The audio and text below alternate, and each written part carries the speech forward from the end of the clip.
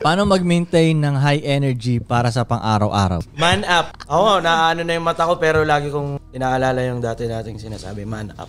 Anong ibig sabihin mo sa man up? Ay, Palag! Mindset ba? Mindset. Man up, pre. Mindset. Unang-una, mindset.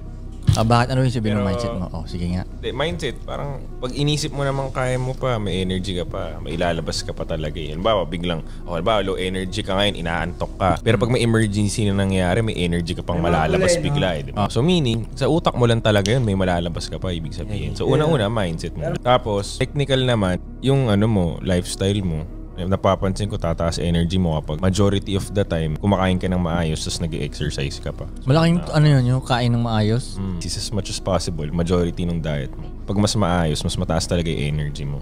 Mas maaga ka makakagising, full of energy ka the whole day. Tsaka sa tingin ko, isa pa pag gusto mo yung ginagawa mo.